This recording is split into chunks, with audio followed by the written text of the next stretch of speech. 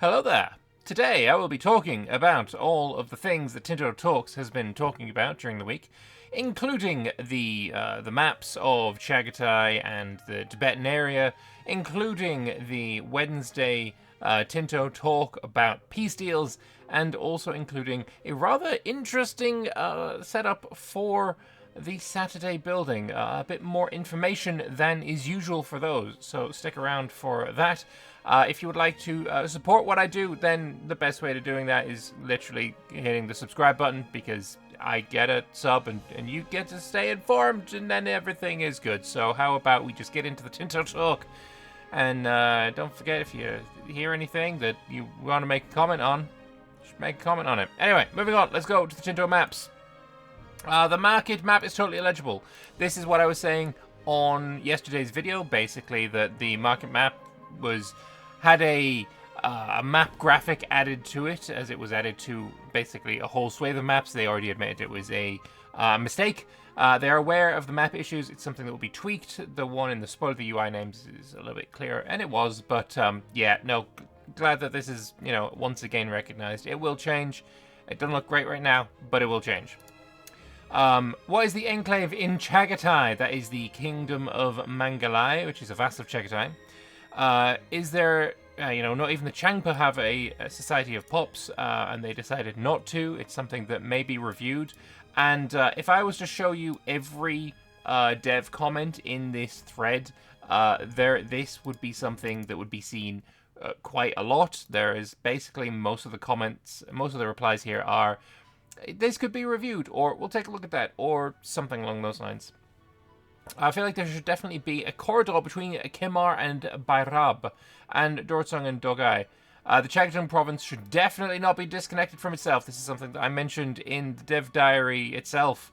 That is here and here. Like, this is one province, and it's so silly that it is one province while being completely disconnected from itself. I am in full agreement. And they're going to look into that too, so that's fantastic. That's absolutely fantastic. That's what I want. How come Chagatai has so much of a huge population of 14 million? This is something that I didn't really question, because I don't know. I am merely an ignorant European.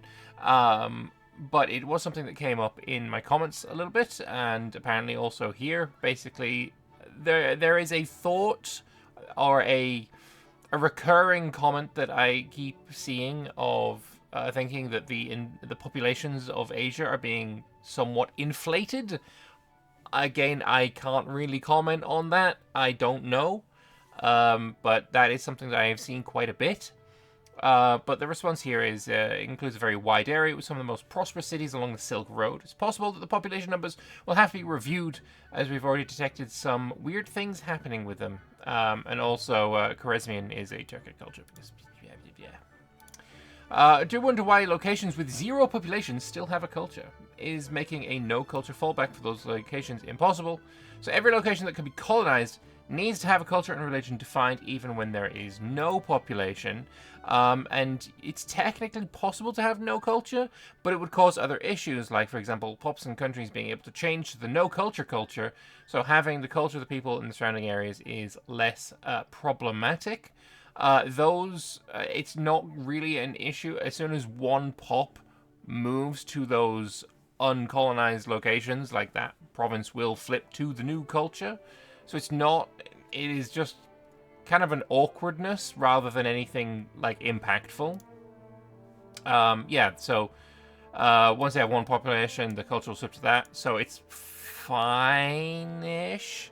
Also, there is a pretty decently sized thread about why China shouldn't be Buddhist. They're aware of the thread, and soon enough we will get a response on whether this is good or bad. Basically disagreeing with the idea that all the Mahayana that we've been seeing in the corners of the Tinto maps maybe shouldn't be there. I'm not sure. Again, ignorant European here. But also, just to show what I'm talking about here, we'll review that. Thank you for the feedback. We'll look at it. Thank you. We'll review it. There was a lot of this. There was, in fact, a lot of this.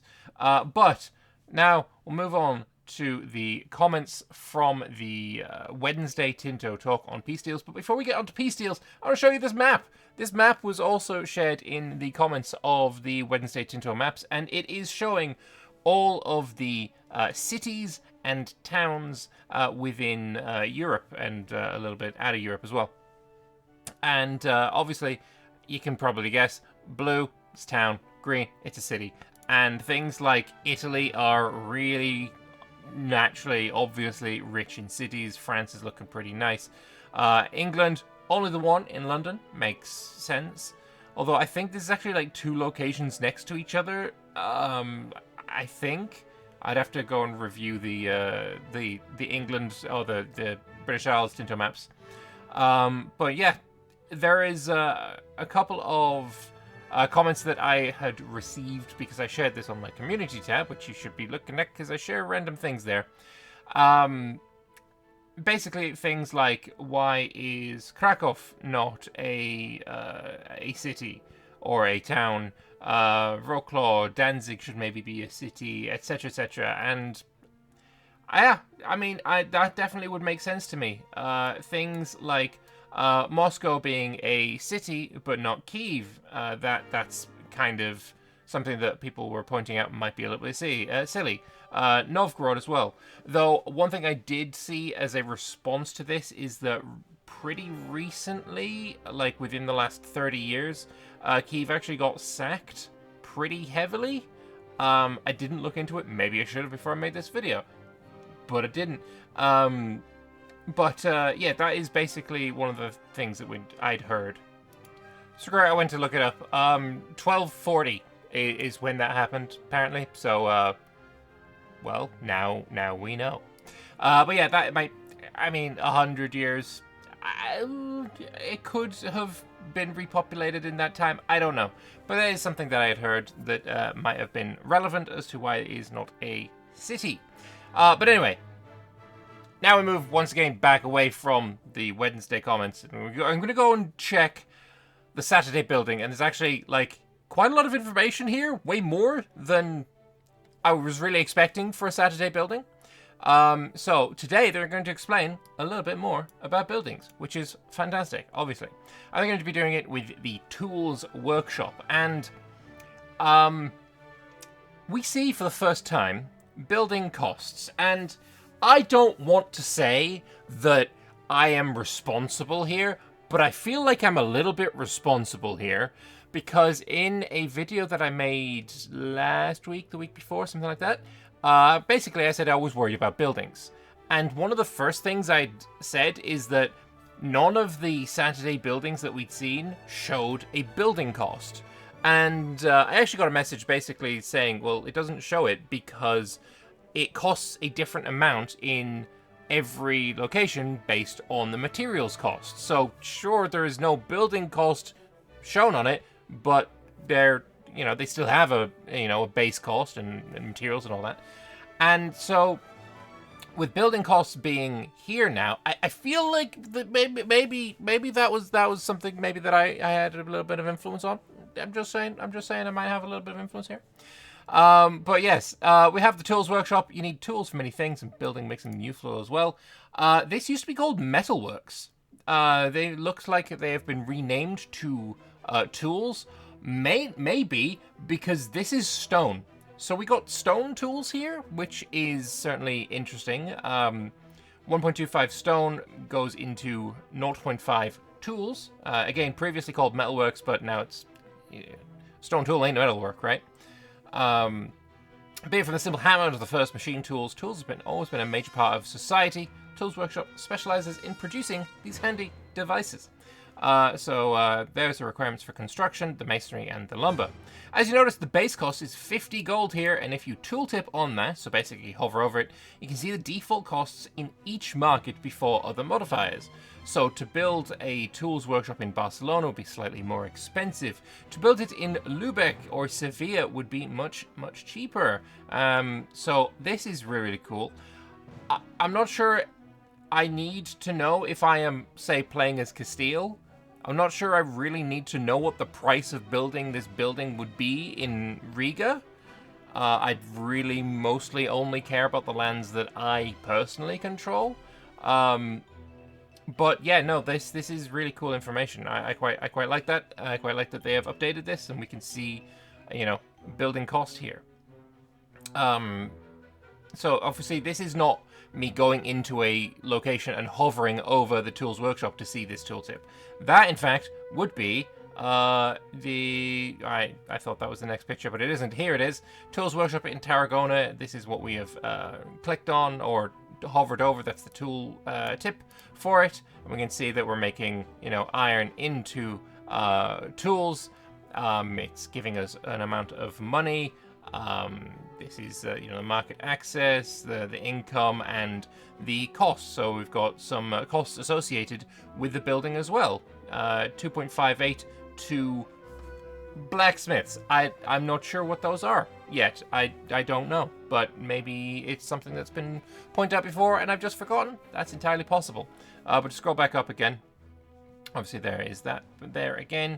So let's say we want to build a new tools workshop in Tarragona. The price is some further factors that are relevant. So we got the base cost. The fact that we're on a traditional economy makes it slightly more expensive. The development makes it less expensive. And then we have the market price in the Barcelona market. We need a ducat for masonry and 1.2 ducats for some lumber. And the deviation from the base price there as well. And if we have a look at the Barcelona market, it's slightly more expensive than the base, and that's what we got here. So why is the cost for lumber 1.2 euros, apparently, in Barcelona? Well, the demand is bigger than the supply, so the price is growing. And we have a bloody bar graph. That's fantastic. That's really cool. No, that's not a bar graph. It's a bloody line graph, moron. Anyway, that's why we got the current price there. We got monthly change, target prices looking in there, effective supply and demand. Awesome. And then we've got some 50% price stability. Look, there is way more information here than anyone was expecting from a Saturday building thread, and I'm entirely for it. We also have a few dev comments to read as well. I don't think employees get wages in project season, and blacksmiths is the name of the production method. Yes, that is true.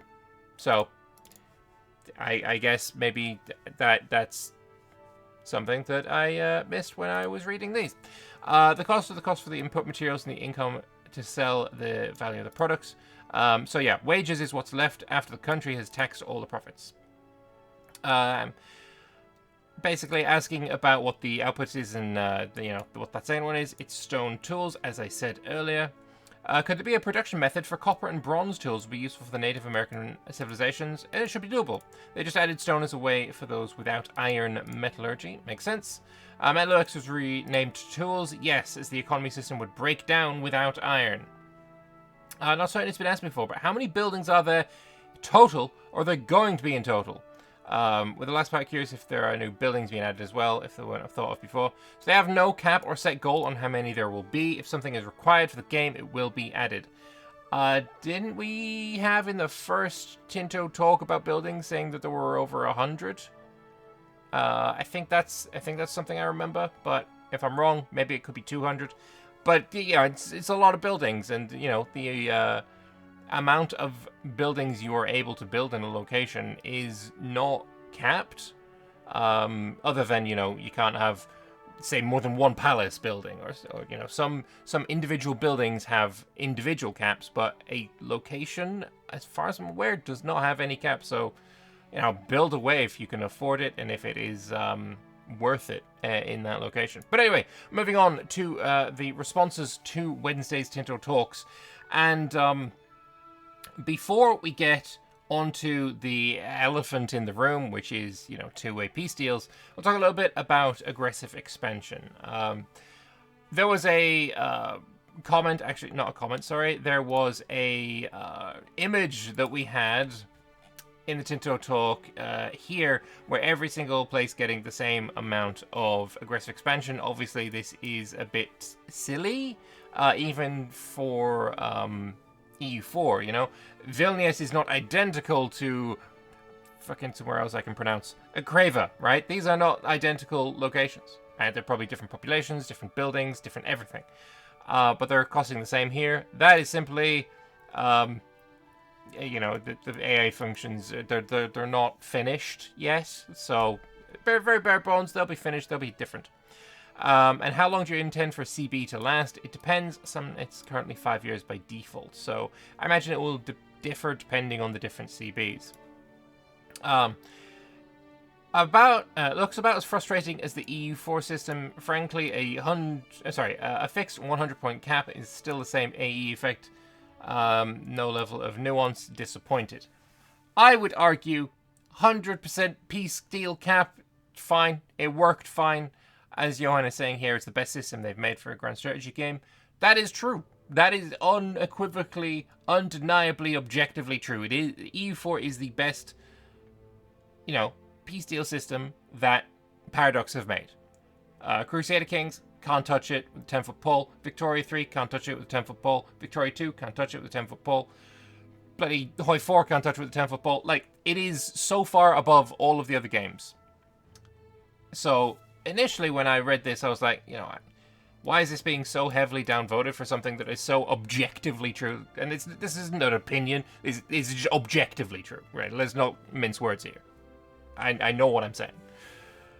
But then, thinking about it as well, maybe it's not that they're disagreeing that it's the best system. They're disagreeing because they expected it to be iterated on. They expected it to be, a little bit of an evolution. Where that would come from, I don't know.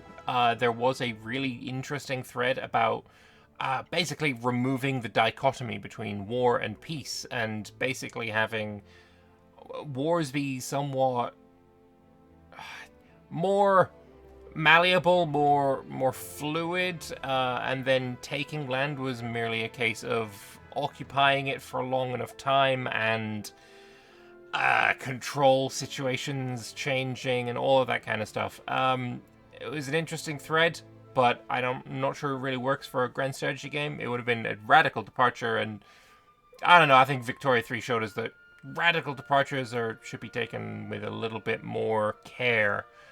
So yeah, there was and as you can see here, we're back to the elephant in the room. No bilateral peace deals. Going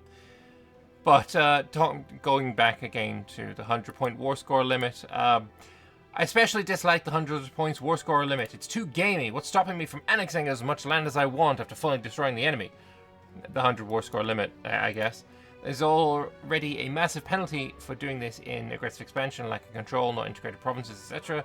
No reason to further arbitrarily restrict it. I mean, I disagree with you. At the end of the day, this is still a game, and just saying, oh yes, every war you will be able to mechanically completely full occupy and control and annex another country. Sure, you'll have problems after it, but a good enough player in a late enough stage of the game will be able to overcome any of those kinds of problems. But I don't, just straight up allowing people to just do that, I feel is very, very silly for a game. At the end of the day, that's what this still is. And immediately people will be like, but see, in the periods, the Ottomans, they went into Egypt, they took over, the Levant, they took over Syria, they took over Egypt, all in one war, crazy, and that's not going to be possible. But alas, it is. I thought I was going to a different comment, but alas, it is. Currently, at the start of the game, Egypt has low control, and the entirety of the Levant and Syria is less than 50 war score. Challenge here is not how do I get lots of territory, but how do I handle lots of territory. That's fine to me. That's fine to me. Like, having 100 cap makes sense. It makes sense. It's somewhat gamey, but the fact is, it's still a game, and some things are going to be gamey. I don't think this is such a radical departure from reality that it needs to be cried about. And that's just my opinion. And then here, how will truces work? Could a longer truce be something we might be able to negotiate a peace deal, and it currently counts on the war score used? Again, people not liking that. I don't know why. I don't know why. But whatever. Are we planning to reuse are they planning to reuse the current favor system from EU4 for calling it allies? Similar system, yes. And now I believe the next comment I'm going into is the elephant in the room. So, sad to see that there are no two-way peace deals. Johan's response here. It's not something that's feasible to do, as the AI logic for it would be very complex, and all previous negotiate systems like that have been exploitable even when blindfolded. So there is no desire to have two-way peace deals. And as I was in my Wednesday Tinto Talk video, I was a little bit disappointed about this, but having read a bunch of the Johan comments, the responses, I'm coming around. But yeah, as you can see here again, 112 dislikes. This is going to be a running theme. There's quite a lot of dislikes on two-way peace deals. But anyway, can you add two-sided peace treaties with the defender, get compensation or something? Blah blah blah. It's one of those, this sounds like a damn good idea, which ends up being a lot of development time required and also ends up with worse experience for the user. This is the key part for me, I think, as the balance is almost impossible. People thinking it's informative, liking it, some disagrees again. And then this kept going, right? I've only showed 2 of those comments, but there were a lot. Why no two-way peace deals? Why no this? Why no that? Whatever. So he made his own comment without responding to someone. So why is there no bilateral peace deals? For games with peace negotiations, about 20% plus of all AI development tends to go to understanding the situation of war and negotiate peace. It's a super complicated thing to work on to make sure that the AI is able to play the game and keep somewhat of a progress and not frustrate the player and make them quit. Making it support treaties going multiple ways for a peace would just not be doable in the complexity.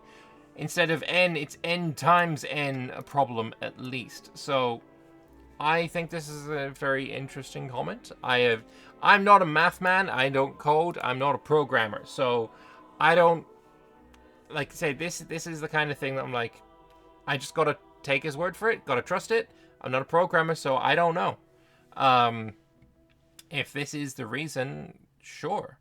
I have seen, let's say, conversations between modders where, equations are being thrown out and then disagreed with, and then friendly and, not hostile arguments being had about the feasibility of two-way peace deals. But at the end of the day, if this is the problem with complexity, then that's the problem with complexity. It is what it is. Peace deals are one way, almost everything like E4. Peace deals are one way, or can they have both sides like in Vic 3? Nope, it's only one way. Yet again, another comment about it. Last week, a screenshot of the First Crusade for Lithuania. Why is the leader Poland? Is there a system like E4 where an ally more powerful than you become leader? Sorry, early E4, yes. The higher rank becomes leader. This is information that is kind of, a little bit hidden. I'd say hidden, there's at least a bunch of people that seen it, but in early EU4, it used to be called alliance chains. Basically, you had to check the alliances of the person you were attacking, see if they were allied to someone bigger than them, and then you'd need to check the alliances of the person that was bigger than them, and then check their alliances, if there was someone bigger than them. You could end up attacking someone very small and end up at war with basically, getting into a World War I situation where alliance chains leading to, bigger and bigger parties, and then, pretty huge wars over nothing, essentially. That's a worry, and I'm slightly worried about that. I hope that this is somewhat limited. I think, higher rank becoming leader, sure. Higher rank becoming leader and being able to call in their allies, a little bit tetchy. If those allies also become war leader due to that, exceptionally tetchy. I'm not interested in that. So this is a little worrying, but also kind of interesting. Maybe a little bit more realistic. The war leader being the bigger party, I do think is probably better. So yeah, I'm cautiously optimistic about this. but also a little worried. Hopefully we get a little bit more of clarity on this at some point. I think this needs to be explained a little bit further. But yeah, how will the battles be seen on screen? Is it like two soldiers fighting each other like in EU4? I hope you will do something more. It is in fact something more. Look, at least it's not something less. Though I am... Look, as much as it was very, very cool in Imperator to see, Roman soldier fighting Macedonian phalanx, and they have this animation where they're actually fighting and interacting with one another, that was really cool. But the fact is, we only had infantry models for every single culture to make it work with the animation. So someone like Parthia, who had only cavalry, still used an infantry model on the map, the graphics. That was a little bit not to my liking. And I would have preferred to see a cavalry animation added, and maybe it would have been if Imperator development had continued. But hopefully the something more is... and my pie in the sky idea, hope, is maybe for all of the different types of units, because we have a lot of new types of units, to be shown in a little group of dudes. So if you've got a really high tier army that is large, you would see, a dozen little dudes walking around in, high tier armor. But if you just like a horde of peasants, then you'd have like a dozen dudes who are wielding pitchforks and scythes and stuff. And then somewhere in the middle, if you have, levies and standing army together, then you would see them being intermingled. If you had a really small army, then, you'd only see like a couple of dudes. Like something like that would be really, really cool. And I would love to see that. And obviously I would like to see them fighting each other as well. But yeah, no, that would be my hope. If there was animations of them attacking each other, that would be even better. Especially if we also get, horses, elephant models, and all of that kind of stuff, would be really, really cool. And yeah, I don't know. But yeah, moving on. Can we have a list of all the different types of peace treaties that are in the game so far? And some of these are very, very interesting. Some are code generated, like gold, sacrificing nobles, taking locations, making subjects, and releasing countries. Many of them are 100% from script, like these. So we have the ability to get someone to abandon their policies, to abandon their piracy, to block foreign buildings. That's awesome. Cancel debt. So debt between countries seems like is a thing. Claim confederation leadership. There's been, there's the native confederations. It could be related to that. I don't know. Disband Contour. I don't know what Contour is. I think maybe Condottieri, potentially. In Swedish, Contour is office, so disband office. I don't know. Dismantle forts, dissolving leagues. Also, we go force convert, force renounce claim, force tributary, but also execute ruler. Super scary to have this as a peace deal, and I hope it is more limited than this would make it seem. Like, I hope you have to have a proper CB for this, or some way of acquiring this that is more difficult than just throw it onto any freaking war. Because that's, like, if, think of EU for a second. If your rival has a 666, you are using execute ruler before you take any land, because that is super impactful, way, way more than, just taking land would be. So, super interesting. Execute ruler is being in there. And finally, please add the option to satisfy allies directly in a peace deal with money. So instead of favors and land, so, when you're calling in an ally, you can offer, you have favors to bring them in, or you can offer them land in EU4. Giving them a monetary promise, I will give you this amount of gold to join my war and help me out. That's super interesting. I like that. I like that a lot. Certainly very interesting and useful for multiplayer. I think I will use it quite a bit if it is added to the game. It doesn't go in as far as to, say, yes, we will, or no, we won't. But you know, this is interesting. Maybe he's considering it. I would be entirely in favor of that. But anyway, it's been about half an hour now. This is the end of the video. So we'll show you this picture again because it's beautiful. Thank you all very much for watching. I hope you have enjoyed this Tinto Talks video. I'm going to be starting to do this style of response video again.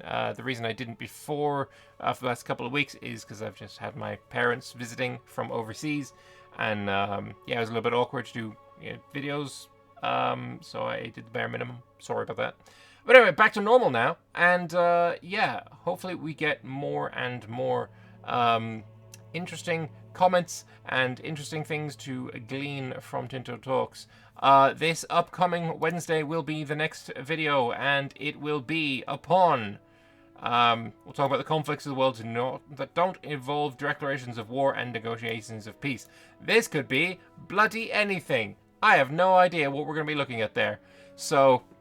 I'm excited to find out. I hope you are too, and maybe we can do that together. That'd be fun. Subscribe. That would help me out. And I'm rambling, so I'm gonna go. Bye-bye.